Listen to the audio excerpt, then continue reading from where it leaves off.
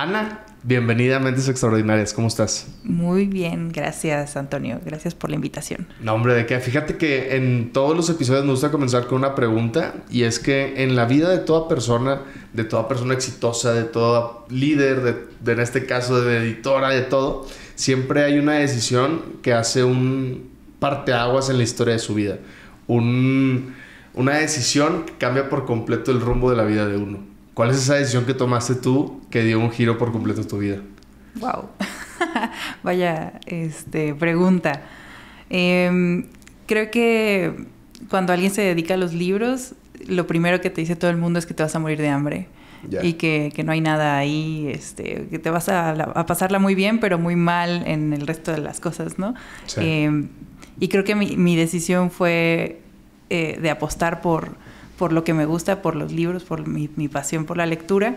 Definitivamente fue un parteaguas, porque sí se puede vivir de los libros, sí se puede vivir de una pasión, y definitivamente, apostar por ellos es la decisión adecuada.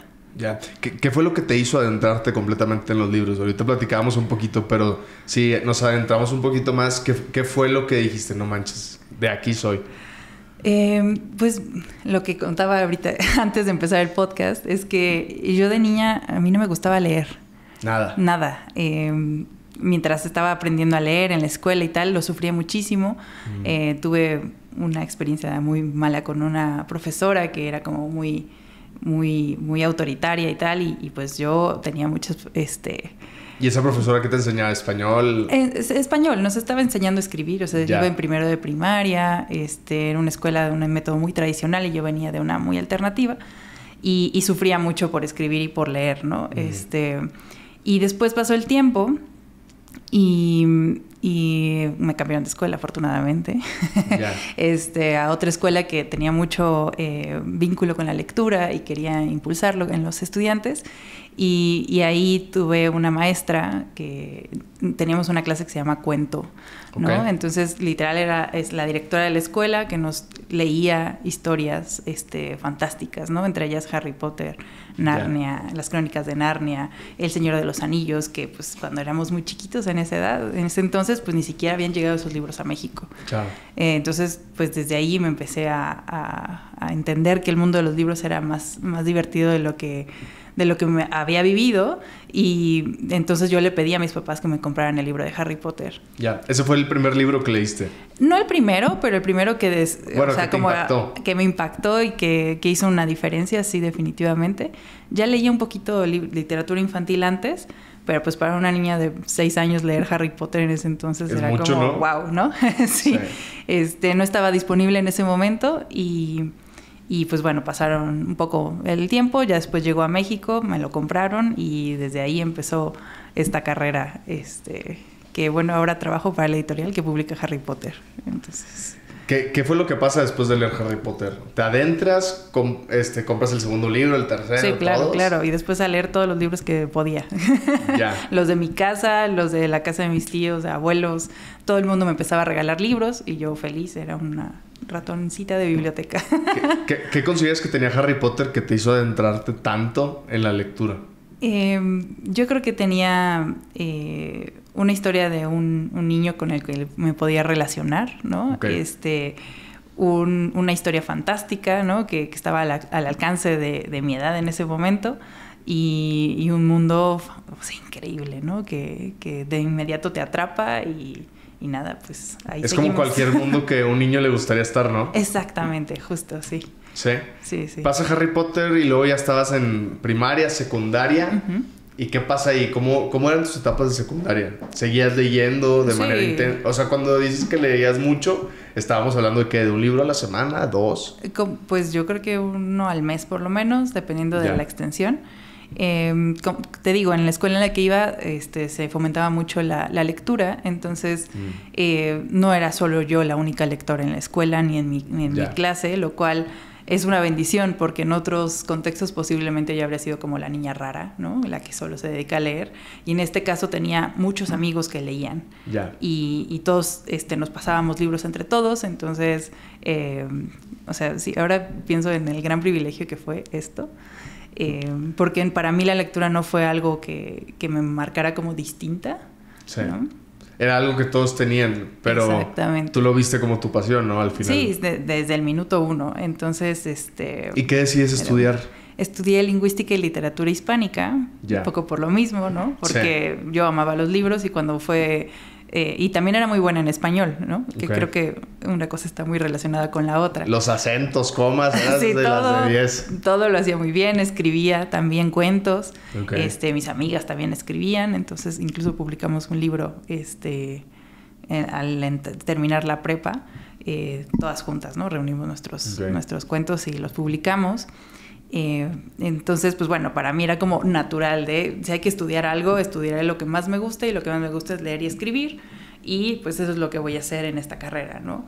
Obviamente cuando llego el primer día me dicen, esta carrera no es para escritores ni para editores y es más bien para leer, ¿no? Y analizar la literatura y estudiarla, ¿no? No como tal, no se forman escritores, de hecho hay como... este debate de cómo se forma un escritor, ¿no?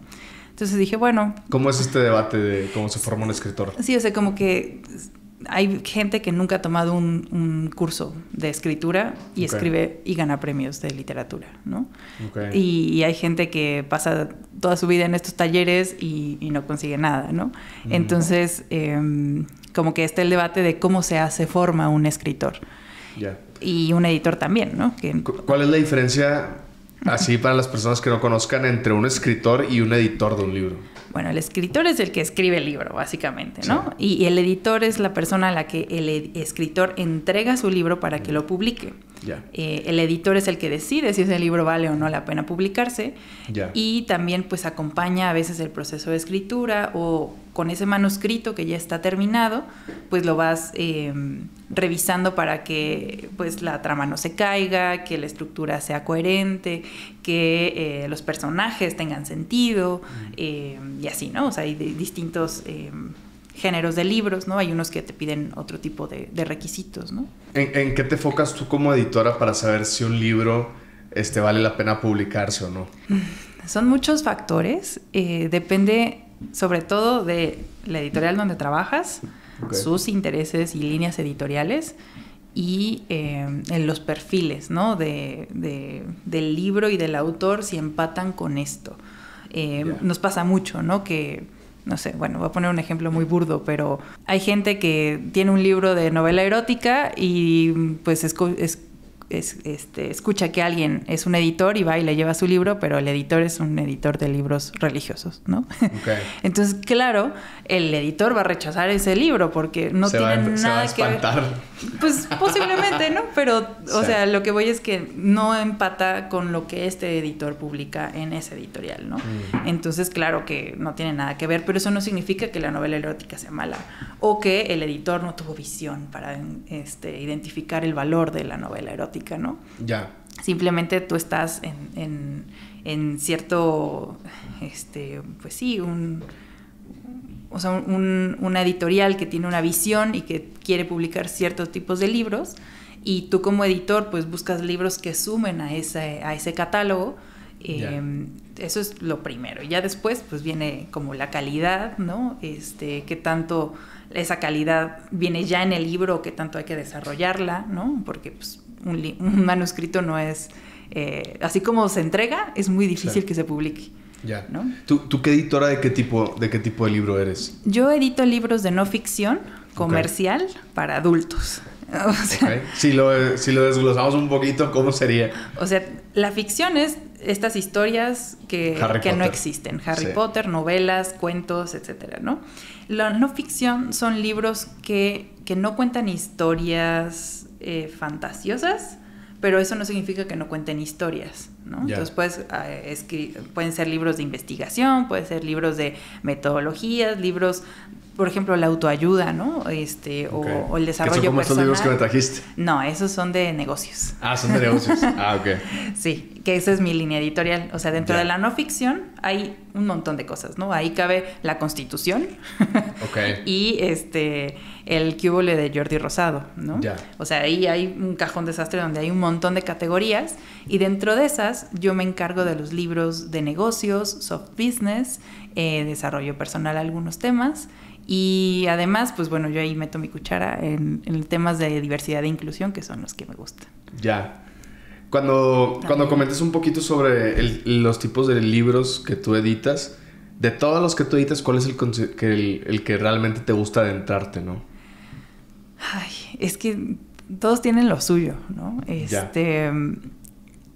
Sin duda los libros de negocios que son más de narrativa empresarial, como de que alguien está contando la historia de un empresario, de un emprendedor, de una empresa, me llaman mucho la atención porque pues de verdad vas encontrando cómo se desarrollan estas cosas que ya vemos como consolidadas, ¿no? Y entender la historia detrás es muy interesante. Y bueno, los de diversidad e inclusión, pero pues porque es una beta que a mí me mueve mucho y que me fascina y me parece que mi rol como editora también está en dar voz a esas voces diversas, ¿no? Abrirles esos espacios a esas voces y... ¿El área de diversidad e inclusión qué abarca? Pues libros de personas o grupos de atención prioritaria, ¿no? Mujeres, personas con discapacidad, personas de pueblos originarios, etcétera, etcétera, ¿no? O sea, como estas voces, sumarlas al mundo editorial y también, pues, desde ahí se pueden escribir un montón de cosas, ¿no? Ya. ¿Cómo has visto el crecimiento en este caso, de los editores de libros en los últimos años? ¿Crees que ha aumentado o ha disminuido? Ha disminuido, yo creo. ¿Sí? ¿Son pocos los que existen hoy en día? Sí, somos pocos editores. En realidad, este es un sector muy chiquito.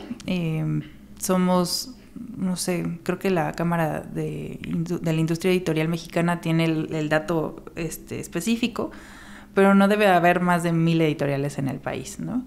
Y 1,000 yo creo que ya es muchísimo. Entonces, si consideras que pues, las editoriales son pocas, ¿no? Y luego, dentro de esas pocas, no todas tienen a veces muchos editores, ¿no? Dependiendo de los tamaños hay más o menos, ¿no?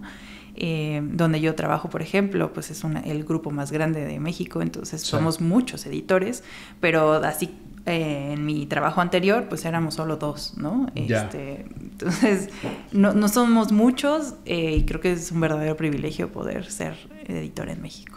¿A qué crees que se deba la disminución de editores? Pues a que el sector está sufriendo pues muchas presiones, ¿no? Antes pues los libros pues eran como una opción de contenido, pero ahora hay 17 opciones más, ¿no? Hay veces o hay personas que prefieren, no sé, verse un podcast, un reel o una serie en YouTube, ¿no? Y está súper bien. Es otra forma de compartir contenido y pues los libros ahora están compitiendo con eso y otros tipos de entretenimiento que pues además pues son de fácil consumo, ¿no? Mientras que un libro te requiere pues cierto tiempo, espacio, ¿no? Al final termina siendo un tipo de meditación, ¿no? Sí, o sea, definitivamente. Porque tienes que estar 100% enfocado. Sí, y también pues estás como enfrentándote a nuevas ideas y cosas que están sucediendo en ese libro y pues resuenan contigo, ¿no? Entonces, sí. ¿Qué consideras que es como la razón por que las personas deberían de seguir leyendo? O sea, para aquellos, por ejemplo, que dicen, no, tienes que... O bueno, los que ahorita consumen puros videos, que ven documentales, que prefieren escuchar podcasts, etcétera. ¿Por qué uno sí debería de leer? Porque el libro es otra experiencia de consumo de contenidos, ¿no? Te requiere otro tipo de esfuerzo, sí, pero también te ofrece otro, o sea, como un universo contenido que tiene sentido en sí mismo, ¿no? Hay veces que tú puedes encontrar el mismo contenido de un libro en toda la web, ¿no? Y de hecho hay varios, como pues críticas, ¿no? De pronto ves las reseñas de Amazon y alguien te dice, pero pues es que esta información ya está en internet, ¿no? Y tú dices, claro que está en internet, ¿no? El valor del libro es que la persona detrás. Sí, la persona detrás definitivamente, pero que también ese bloque de información que está como disperso, porque te lo encuentras en Reels, en podcast, en webs, ¿no? Por todos lados. Aquí todo, o sea, te voy a dar una idea de principio a fin desarrollada y aquí va a estar todo lo que necesitas saber. Bueno, no todo, pero lo que necesitas para que esta idea se sostenga y se desarrolle. Si tú me dices, bueno, pues me escucho un reel de 1 minuto, pues sí, ahí hay información. Y aquí hay otro reel con más información y tal.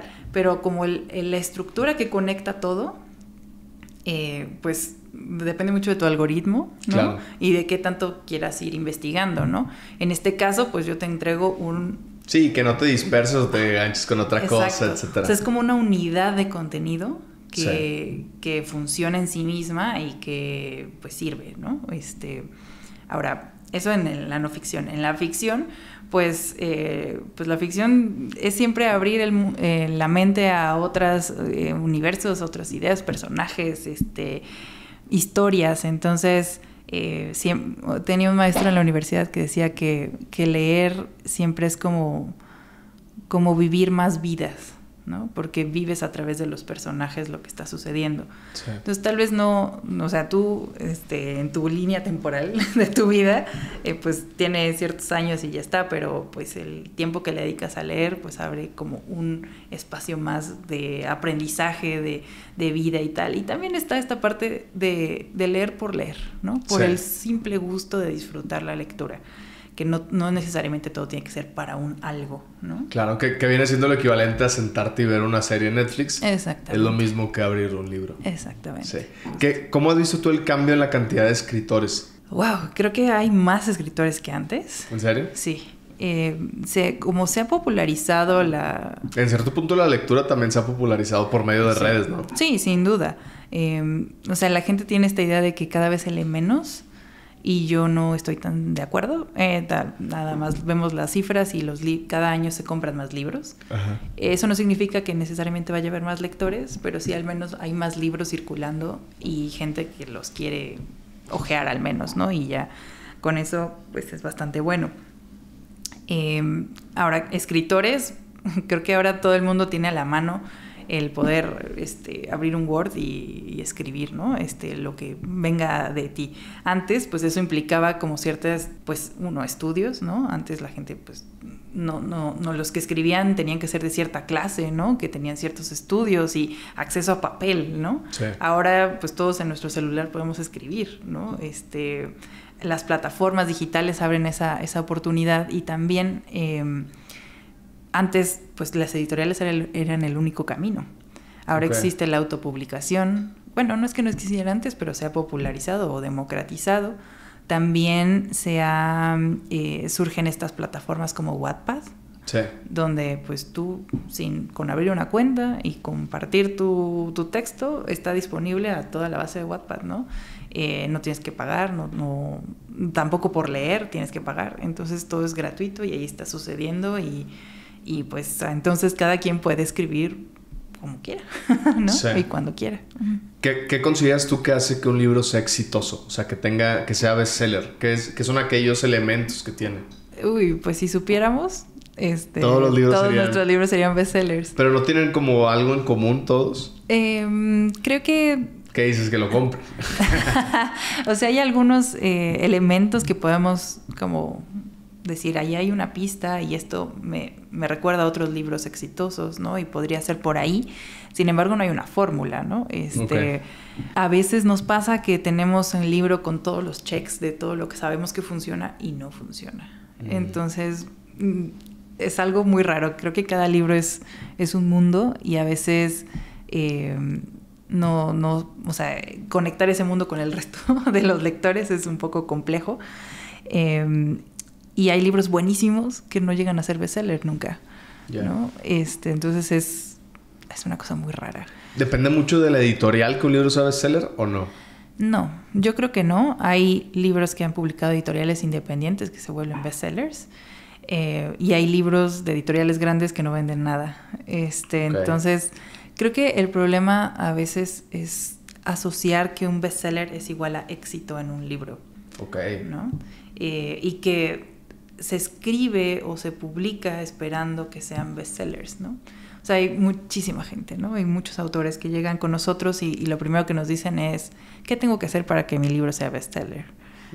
Y yo creo que el problema está ahí y no en pensar... en el contenido.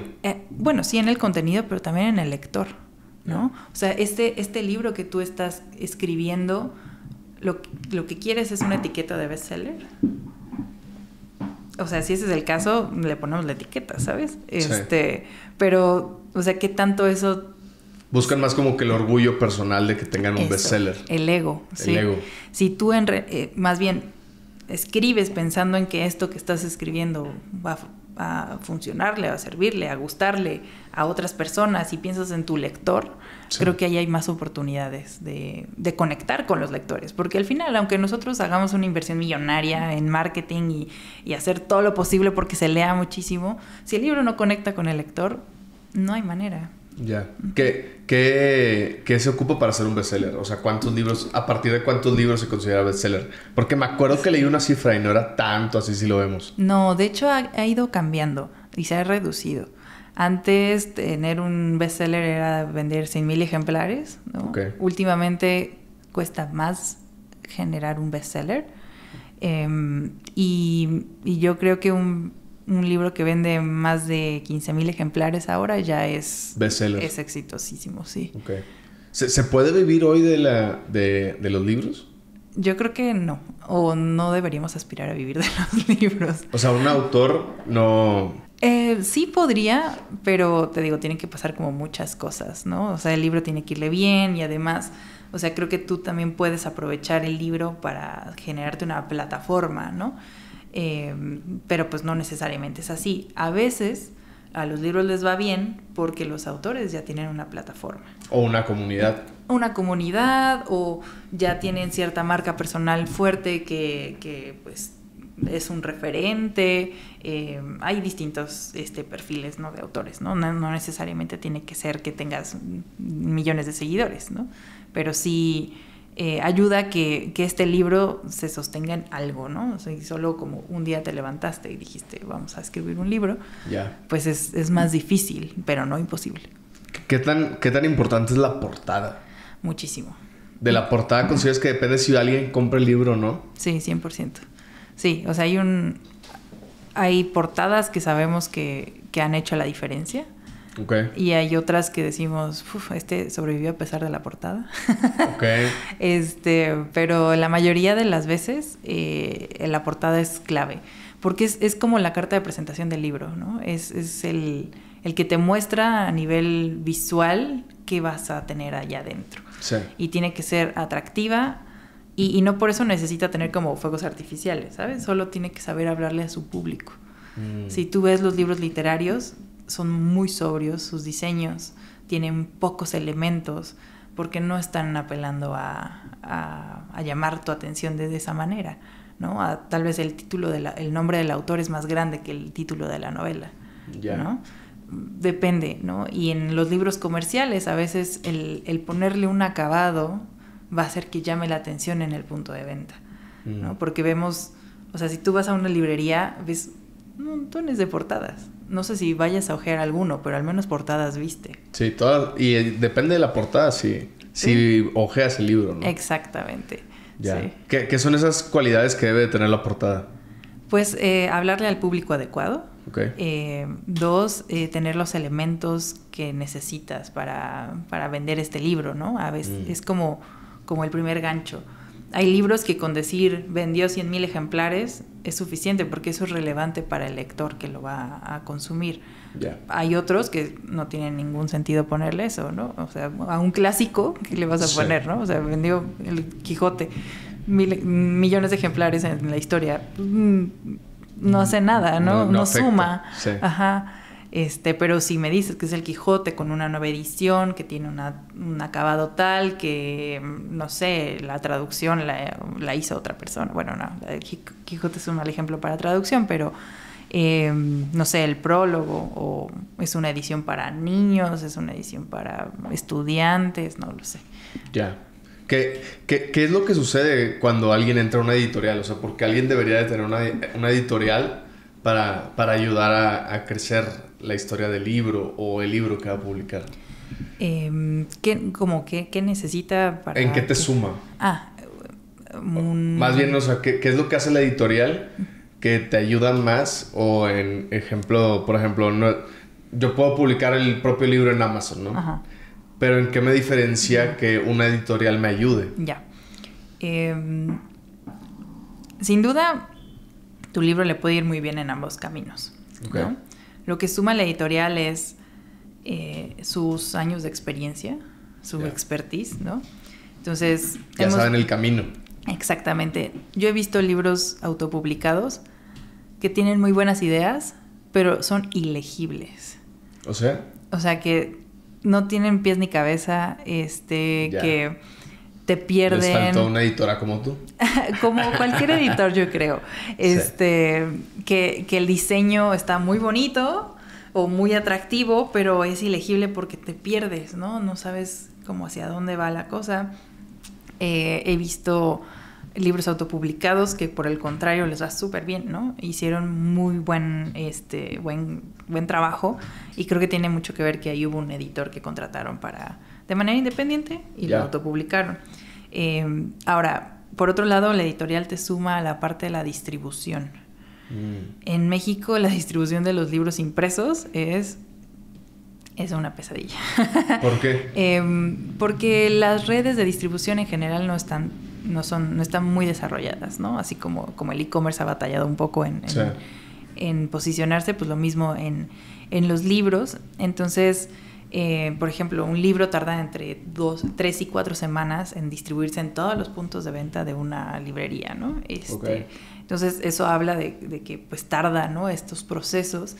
Y también pues eso es como solo la parte que hace la librería, pero antes tienes que ir a hablar con el vendedor, tienes que facturarle los libros, y luego cuando los libros no se venden, se devuelven. Y tienes que irlos a recoger y entregarlos en cierto momento. Y regresar el dinero. Pues no, más bien ellos te cancelan la factura, te la devuelven, ¿no? Entonces es un proceso como de estructura financiera y también de estructura logística sí. que te soluciona. O sea, el otro día había una autora que se iba a autopublicar y vino con nosotros y me dice, oye, pero es que a mí me dieron esta cotización con todos estos rubros y ¿qué me puedes apoyar? Y yo, pues mira, yo aquí por firmar con nosotros, o sea, todo esto lo hacemos ya de cajón. Okay. Tú en realidad entrégame un manuscrito. Y ya nosotros nos encargamos de todo lo demás. Sí, obviamente todo se hace en colaboración con el autor, ¿no? O sea, el autor tiene que aceptar la portada. Por supuesto, y los interiores y cada cambio que se le hace al libro. Okay. Todo siempre va en colaboración con el autor, porque pues no tiene ningún caso que yo publique un libro que desconozca a su autor. Sí. El autor no va a mover ese libro y yo lo necesito para que ese libro salga, y cuando haya que dar una entrevista, pues que ese autor esté presente y que hable de su libro. Yo de qué voy a hablar de él, ¿no? Claro. Justo. ¿Qué es lo que pasa cuando alguien, por ejemplo, la misma distribuidora detecta que el libro no va a despegar? ¿Cómo le hablan al mismo autor para que oye, pues este libro no pegó? Es muy triste. ¿Sí te ha tocado? Sí, claro. O sea, creo que algo de lo que no se habla mucho en la industria es de todos los libros que no son bestsellers. Sí. Porque al final todos reconocen los bestsellers. Exactamente. Y por eso todo el mundo quiere estar ahí, quiere ser el autor bestseller. Pero la gran mayoría de los libros no tienen ese desempeño y hay muchos fracasos. Creo que se tiene que hablar más de esto, pero bueno, al final creo que esto es como una editora, Ana Verónica, decía que cuando un editor apuesta por un libro es casi como una inversión de alto riesgo, ¿no? Ya. Porque tú puedes hacer todo lo posible y puedes vender nada, ¿no? Entonces ¿Qué hay que hacer cuando eso sucede? Pues ser muy transparentes con el autor. Desde el inicio saber cómo... Sí, ser realistas. Eso. Desde antes ya hay que prepararlo para irle diciendo, vamos a hacer nuestro mejor esfuerzo, tú y yo, ¿no? Porque este es un trabajo conjunto de editorial y autor. Okay. Pero llega un punto en el que, pues, se hace hasta donde se puede, ¿no? Entonces, no, tampoco pasa nada y no eres un fracaso como persona si tu libro no se vende y llega a ser un bestseller. No pasa nada, ¿no? Ahora, por eso es importante que cuando escribas un libro o alguien que quiere escribir un libro no esté pensando en el reflector del bestseller. Okay. ¿No? Porque si tú estás poniendo en tu libro algo como muy tuyo que quieres compartir, si lo leen 1 o 2 personas, tu mamá y tus hermanos y tus hijos, es más que suficiente a veces, ¿no? Yeah. Yo creo que con que un libro se lea ya es casi un milagro. Entonces, eso, como entender que el libro no porque no sea un bestseller es un libro malo, ¿no? Pero pues tal vez hay que seguir buscando otros caminos, ¿no? Okay. También hay libros que no son de reflector de rankings, ¿no? De los bestsellers, y al contrario se venden muchísimo. ¿Por qué? Porque una universidad los adoptó como parte de su plan de estudios. Okay. Y entonces esos libros se posicionan y se venden constantemente, ¿no? No los vas a ver en los reflectores, pero ahí están las ventas. El libro se sigue leyendo. Sí. ¿No? Entonces, y también hay otros espacios para vender y acercar los libros, ¿no? O sea, la gente que da conferencias, claro, la gente que da talleres. Hay un universo ahí de cosas que se pueden hacer. Entonces, pues sí, o sea, hay que hablarles con la verdad, decirles estos son los caminos. Cuando esto se acabe o hasta donde lleguemos, pues los libros se van a devolver. La ventaja de también estar en una editorial es que la editorial absorbe ese riesgo. Ya. Yeah. Entonces, pues yo invertí en estos libros y se me regresaron. En algún punto los tengo que destruir. Ok. ¿Cómo destruyen un libro? Pues pasan por distintos procesos y auditorías porque pues el gobierno no nos permite destruir libros así como así. Okay. O sea, tiene que pasar ciertos procesos de oferta, de saldo y después a donaciones, y si no, pues aún así, pues llega a haber libros que aún así pues se destruyen. ¿Por qué? Porque pues son... ¿No se pueden reciclar? Se hace lo más posible hasta donde se puede reciclar. De hecho, hay como programas para que estos libros se reciclen de alguna manera y se vuelvan papel, ¿no? Okay. Otra vez. Pero pues bueno, te digo, se hace lo más que se puede, pero aún así pues se llega ahí. Y pues hay que ser muy claros desde el contrato con el autor y decirle, este es un camino que puede suceder. Y te vamos a ir acompañando, te vamos a ir diciendo en qué etapa vas, ¿no? Pero pues sí, que se considere desde un inicio que es posible que suceda.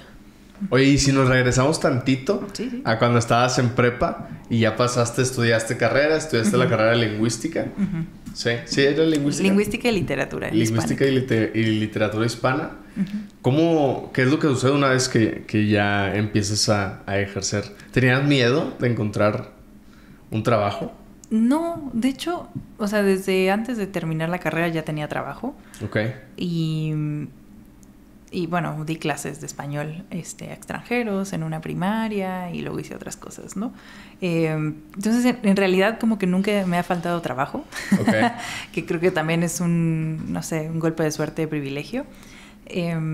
Pero, pues, como que yo venía con esta idea de que en la carrera dijeron, tú no vas a ser editora ni escritora, ¿no? Y yo, sí, está bien, vamos a hacer otras cosas, ¿no? Y de verdad estuve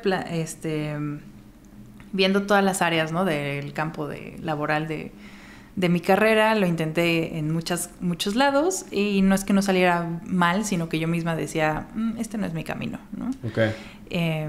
Y después dije, pero pues si yo quería ser editora en un principio, ¿por qué no intentarlo? Okay. Y pues lo que hice fue pues abrir mi currículum, empezarlo a mandar como correctora de estilo, okay, que es un camino en el cual pues es como fácil entrar al mundo editorial y además pues con una formación en lingüística pues tenía mucho sentido. Afortunadamente cuando una editorial me contrata, la vacante era de corrector de estilo y cuando llegué me contrataron como asistente editorial porque se había ido la persona que hacía esa posición y dijeron, bueno, pues tú vas entrando, vas. Y pues empecé ahí y al poco tiempo la editora se fue y entonces yo me quedé como editora junior. Okay. Estuve ahí 2 años y después ya pasé a Penguin como editora. ¿Cómo llegas a Penguin? ¿Fue un proceso difícil? Sí, largo. ¿Fue largo? Sí. Fueron muchas entrevistas, una prueba y esperar. Okay. Mucho. ¿Qué tanto esperaste, te acuerdas? Como más de 3 meses. Ya. Sí. ¿Te entusiasmaba entrar a Penguin? Es que yo... A mí me buscó una headhunter, ¿no? Okay. Yo estaba buscando trabajo en ese entonces ya, pero me buscó esta persona y me dijo, tu perfil empata con esta vacante que tengo, no te puedo decir para qué es, pero... Hola, ¿cómo están? Muchas gracias a Colony Spaces por prestarnos este espacio para poder compartir aquí en Ciudad de México con nuevos invitados para el podcast de Mentes Extraordinarias. Cualquier cosa, aquí les dejo sus redes sociales para que puedan analizar a profundidad los espacios que pueden encontrar aquí en Colony. Pero es una editorial importante. Y yo, ok, pues sigamos en el proceso. ¿Ya conoces a Penguin? Ya. La ubicaba, la leía, pero no... O sea, pensar en trabajar ahí era como muy grande. Okay. Y pues nada, ya pasando las entrevistas, pues ya me dijeron, bueno, ahora sí vas para allá, a que te entrevisten el área de recursos humanos de Penguin, esta es la dirección, y yo dije, ¿qué es Penguin? Okay. ¿Qué es esto? Y nada, bueno, al final pues todo salió muy bien. ¿Con qué retos te enfrentas una vez que entras directamente a Penguin? Es una empresa muy grande y tiene muchos Cuando hablamos procesos. grande, ¿cuánto? Somos 300 en México, Okay. Que es muy grande para ser una editorial. Sí, Normalmente claro. Las editoriales tienen menos de 50 personas. Okay. Las independientes, las medianas tendrán 50 a 100 y las grandes, pues sí, más de 100.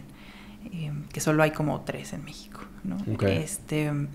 Entonces es una empresa grande con muchos sellos editoriales, o sea, es un grupo editorial, entonces es como si tuvieras muchas editoriales juntas, sí, pero con procesos homologados.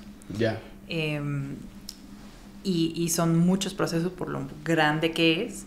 Entonces entrar y darte cuenta de que antes, no sé, te volteabas con el diseñador y le preguntabas algo, aquí es...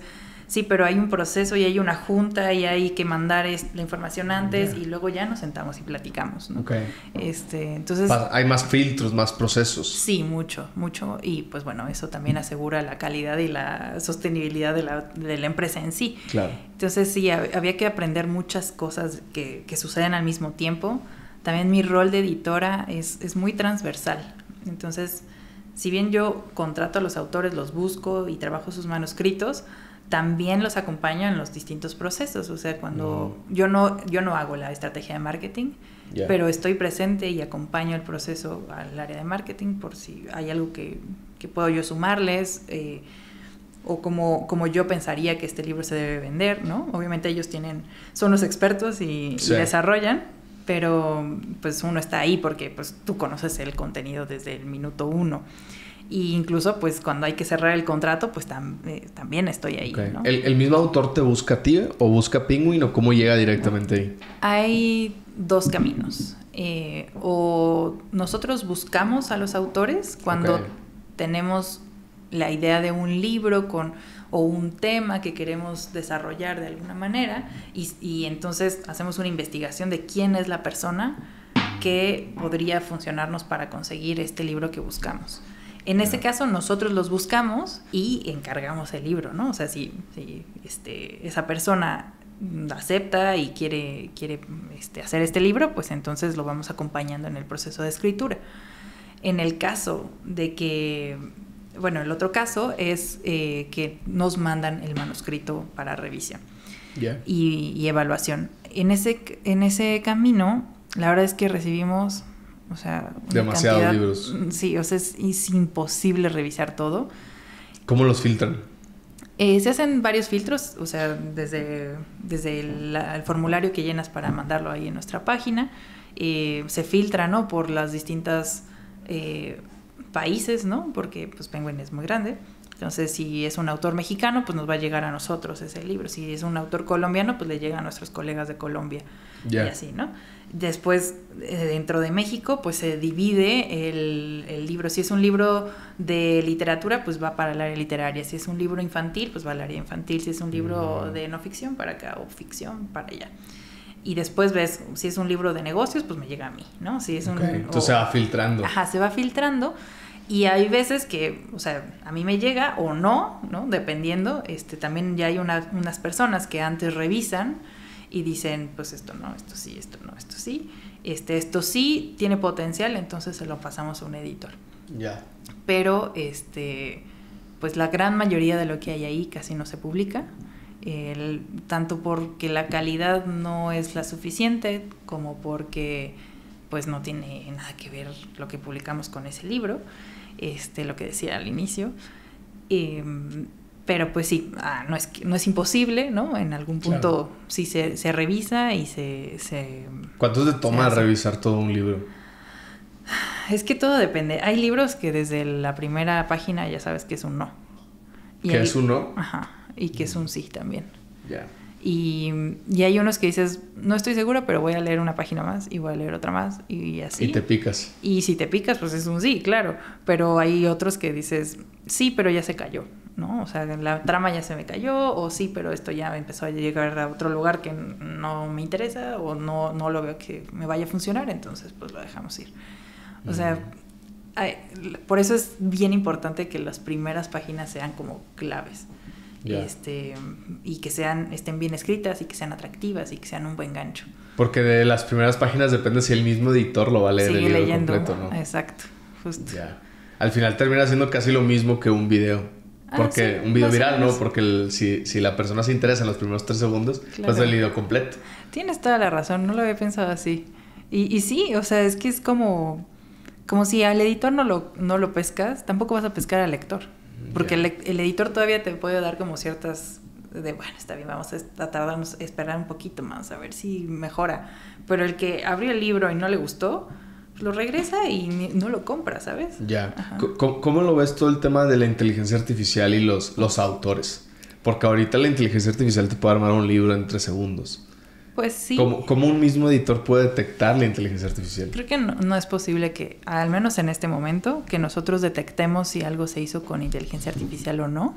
Ya. Hay unos que es muy claro, ¿no? O sea, empiezas a ver emojis y dices, esto es ChatGPT, claramente, ¿no? Ya.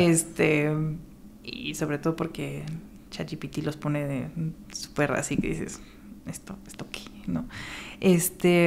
No podemos detectarlo así, pero ¿qué hacemos? Pues por contrato, pues ya hay ciertas cláusulas que dicen que no debes usar inteligencia artificial para generar contenido. Y otra, que... ¿Y el mismo autor no se puede apoyar? Te puedes apoyar, pero no para generar contenido. Ahora, otra cosa que es importante, que también el contrato funciona a partir de que tú me entregas una obra original. Ya. Yeah. Si tú me entregas una obra que yo le pongo el mismo prompt y me saca lo mismo, pues no sé qué tan pues no sé qué tan original vaya a ser, o si de esa información que te arroja hay partes o completas de obras de otras personas que no están citadas, esa parte no es tuya. Ya. Yeah. Entonces, no sé. O sea, hay todo un gran debate en este momento. Al respecto, nuestra postura es tú genérame un libro porque te estoy contratando a ti, no a la inteligencia artificial, ¿sabes? Claro. Y porque de verdad los libros escritos por personas son mejores que los que escribe la inteligencia artificial. ¿Por qué crees eso? Pues porque este es un proceso muy humano, ¿no? Sí. O sea, los libros son procesos humanos de alguien que vive cosas y aprende cosas y después las comparte. Yeah. Si queremos como solo... Es que de nuevo es esto de por qué escribimos libros, ¿no? Si escribimos libros porque el bestseller, porque queremos alimentar nuestro ego y tal, pues es muy fácil hacerlo a través de una inteligencia artificial. Sí. Pero si tú quieres compartir algo de verdad, ¿para qué pides ChatGPT? Te puedes apoyar, ¿no? Y pedirle que te busque información y lo que sea, pero pues obviamente en inteligencias artificiales que tengan como esta seguridad, ¿no? De dónde viene esa información, que esté citada. Sí, que sean fuentes confiables. Exacto, porque si no es como preguntarle a la nada, ¿no? Y ahí sí hemos tenido casos que encontramos algunas partes y decimos, esto es de otro lugar. ¿En serio? Sí. ¿Y se cancela el contrato? Depende de qué tan grande es o sea, si de este libro el 80% es inteligencia artificial, pues esto no es, o sea, no te contraté un 20% del libro. Sí. Entonces, pues cancelamos contrato. Pero si es alguna parte más pequeña y la detectamos, pues entonces volvemos con el autor y le decimos, oye, arréglame esto, encuéntrame la fuente, vemos de qué manera lo ajustamos, ¿no? O sea, tampoco es como para que te cierres la puerta definitivamente, pero, o sea, sí como apoyo, no para generar de cero. Ya. ¿No? ¿Qué es lo que crees que se viene en el futuro en cuanto a la inteligencia artificial y los libros? O sea, tú que lo estás viviendo desde adentro. Yo creo que nos va a ayudar muchísimo. Cuando la inteligencia artificial como resuelve estos temas de derechos de autor, que es lo que más nos preocupa, en ese caso, o sea, va a ser mucho más fácil nuestro trabajo editorial. No creo que nos sustituya. Yeah.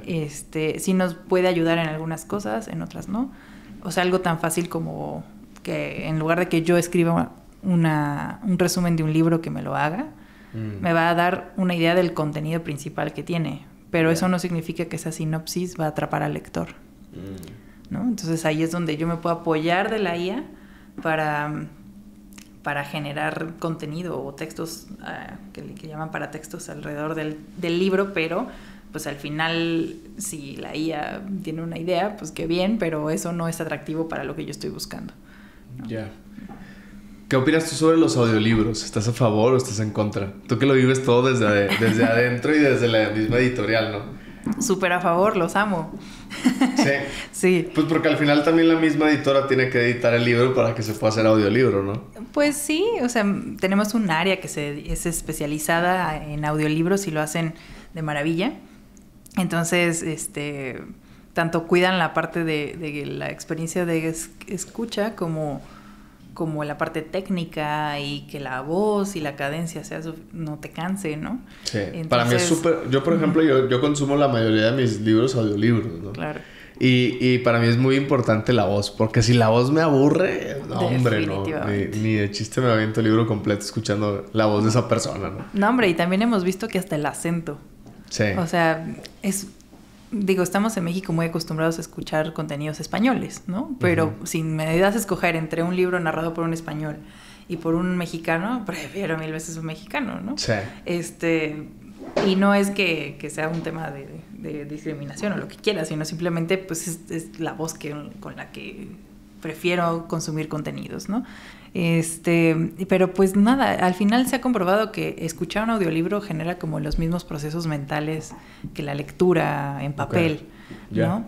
Y yo creo que son dos formatos que dan dos experiencias de lectura distintas, incluso el libro digital, y va a depender mucho de tu momento de lectura, ¿no? O sea, si tú estás en el banco y quieres sacar tu libro, está súper bien. Si sacas el celular te van a ver con cara de no uses el celular aquí adentro, ¿no? Sí.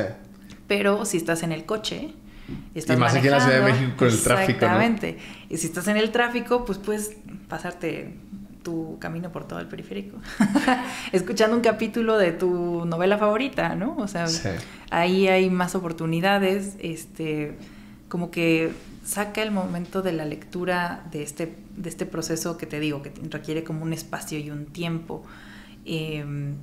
Pues a mí me ha pasado que estoy lavando los trastes, ¿no? Y estoy escuchando el audiolibro y al mismo tiempo mi pareja está cocinando al lado y está escuchando el mismo audiolibro. Entonces es un proceso de lectura más social y no tan individual, o más comunitario, más de que llega a más de una sola persona, ¿no? Ahorita estábamos viendo hacer un convenio para pues hacer que los libros audiolibros se lean, se reproduzcan, ¿no? En un evento público, ¿no? ¿Cómo? Sí, pues es reproducir los audiolibros en un espacio público y que quien quiera se siente a escuchar y el que no, pues se siga, ¿no? Ah, ya lo entendí. O sea, como que llegues, te sientes y estás escuchando el libro. Así es, sí. Justo. Y luego también algo que te digo, es una cosa que me interesa. Los audiolibros permiten consumir el contenido de otras maneras, ¿no? Y entonces puede ser que algunas personas que no puedan leer puedan acceder a la lectura, ¿no? Sí. Por medio de la vista, me refiero. Sí. Entonces, y también hay veces que cuando tú tienes el audiolibro y el libro impreso o en el libro digital, que se pueden hacer ambas, hay gente que es más auditiva que visual o más visual que auditiva, pero la información entra por dos canales, ¿no? Entonces es más fácil recordarla, es más fácil consumir esa información y entenderla si te llega de los dos lados. Ya, fíjate que yo he visto varios tips que es como mientras escuchas, estate leyendo el libro, ¿no?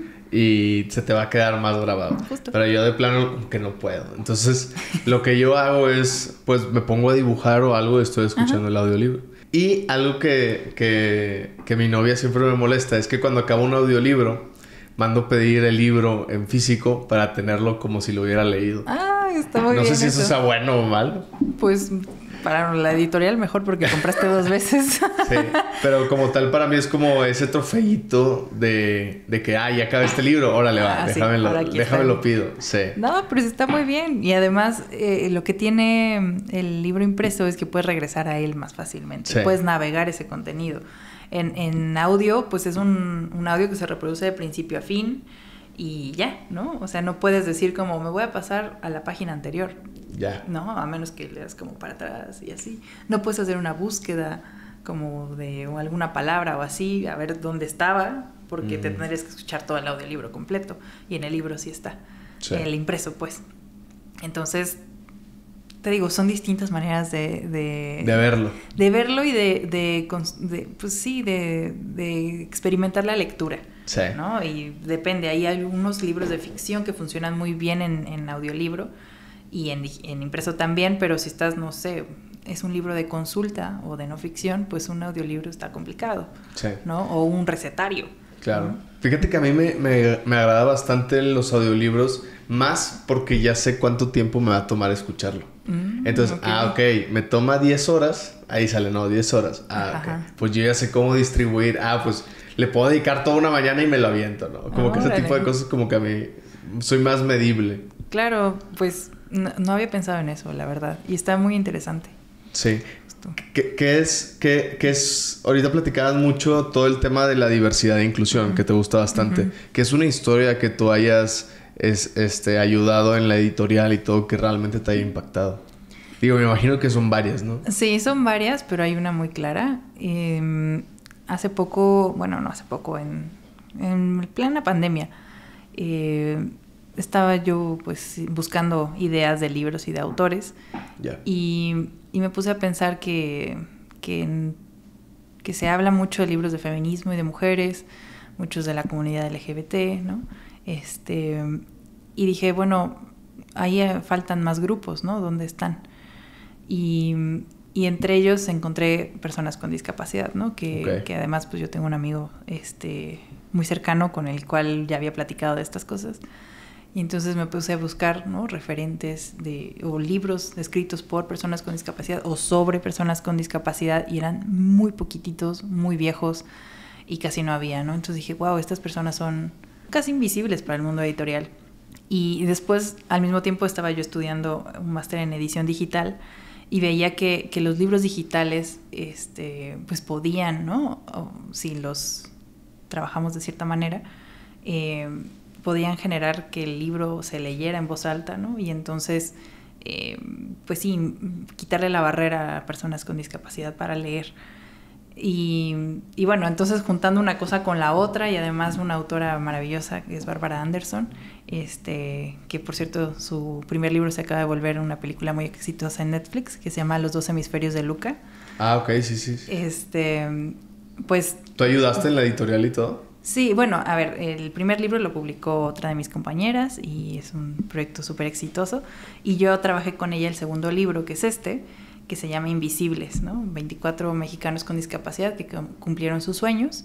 Yeah. Y pues en este libro pues voy, pues buscando, ¿no? De estas personas con discapacidad, quiénes son, dónde están, personas que hayan hecho algo extraordinario o estas historias de éxito o simplemente historias de vida normales de estos mexicanos, ¿no? Y pues hice una investigación, unas fotos, etcétera, ¿no? Y pues eso fue como un gran parteaguas. También porque cuando conocí a todos estos 24 mexicanos, muchos de ellos me decían como, oye, pero este libro va a estar en braille. Yeah. Y yo, no. ¿Y el audiolibro sí se va a hacer? Y yo, sí, el audiolibro sí. Muy bien. Y lo van a hacer en libro digital porque a mí me sirve, ¿no? Cuando lo leo en voz alta o lo estoy viendo al mismo tiempo y todas estas distintas cosas. Y entonces dije, wow, estoy haciendo un libro para esta comunidad y ni siquiera las personas que van a salir en el libro van a poder leer sus historias. Yeah. El problema estaba en el formato y en la forma en la que hacemos los libros. Entonces de ahí, pues, definitivamente fue un parteaguas porque descubrí esta cosa, este mundo. Tenías que hacer ese switch para adaptarte directamente a los humanos, ¿no? Que iban a leer el libro. Exactamente. Pero además, esas barreras están en todos los libros que publicamos. O sea, de todos los libros que se publican en México, el 1% se hacen formatos accesibles. Yeah. Entonces, las personas con discapacidad solo tienen acceso a menos del 1% de los libros que se publican. Ok. O sea, es muchísimo. Sí, se pueden perder de demasiada información. Exactamente. O simplemente, como te digo, del placer de leer. Claro. ¿No? O sea, si yo hubiera nacido con una discapacidad, yo no habría disfrutado Harry Potter, ¿no? Y para mí fue un parteaguas en mi vida, ¿no? Entonces, o sea, estamos quitándole el acceso a un montón de gente y además son muchísimos. En México hay más de 20 millones, okay, ¿no? Entonces me dije, no puede ser que esto esté así. Y me puse a estudiar en ello y tal, y ahora pues es como una de mis luchas o banderas dentro del mundo editorial, que es abrir el acceso de los libros a las personas con discapacidad. ¿Y en qué faceta vas? Intentando avanzando. En el intento número 37, pero ahí voy. Es muy complicado porque esta industria es como muy vieja y muy vieja en el sentido que, o sea, ya está estructurada. Claro, o sea, el libro tiene 500 años de existir y sigue funcionando igual que antes, ¿no? O sea, más o menos tecnología, pero el formato es el mismo, ¿no? Sí. Ya con la entrada del ebook y del audiolibro, pues hay como más opciones, pero, o sea, la accesibilidad está desde el momento en el que la obra se crea, se edita, se diseña, se vende y se lee. Entonces, como que cambiar ese chip es todo un reto. Afortunadamente hay como todo un movimiento mundial en este momento que está apostando por ello y cambiando un poco la forma de hacerse los libros. ¿Qué consejo tienes para poder adentrarte en un libro? O sea, ¿cómo uno puede aprender a leer? Gran pregunta. No sé. O sea, por una parte diría, o sea, no te compliques, solo abre el libro y lee, ¿no? Porque a veces tener como estas ideas de quiero el libro para tal cosa o quiero... Como estas expectativas tal vez puede ser como complicado llenarlas porque va a depender mucho del libro que escojas, ¿no? Entonces, pues por un lado como solo entrar y disfrutarlo, tratar de disfrutarlo. Otro, escoger el libro adecuado. Okay. ¿No? O sea, si tú sabes, ¿no? Que eres un lector que está empezando, pues yo sé que... Tampoco te agarras la Biblia. Exacto, o sea, no... Bueno, no, o sea, vaya, no la Biblia, me hablo de un librote, muy grande. Claro. O muy antiguo, ¿por qué? Porque va a ser complicado desde el lenguaje, ¿no? Sí. O sea, pasa mucho en las escuelas, ¿no? Que te dicen, hay que leer el Quijote. Entonces, ¿para qué? O sea, eres un niño de 13 años, quieres... hablar de relaciones con tus amigos, de cosas que te están sucediendo a ti, y lo que un señor en 1500 en un caballo estaba viviendo no le va a interesar. Está como muy lejos de ti, ¿no? Entonces, sí. O sea, tal vez necesitas como buscar algo que te llame la atención, algún tema que te guste. También si ves que es un librote así y tú dices, pero yo estoy empezando en esto, pues tal vez no tienes que tener esa meta gigante porque es la lista de libros imprescindibles que todo el mundo tiene que leer, que es súper cuestionable eso. Y también creo que hay mucho como prejuicio en algunos libros, ¿no? Como que autoayuda es igual a libros que no vale la pena leer, y hay muchas cosas valiosas ahí que no necesariamente tienen que descartarse solo porque alguien te dice que eso no está bien. Yeah. Y pues si tú eres lector de autoayuda, todo bien, ¿sabes? O sea, tú sigue leyendo y ya. Si te gusta la literatura erótica, pues qué bien. O sea, sí, como que tienes que explorar para saber qué es lo que te gusta leer.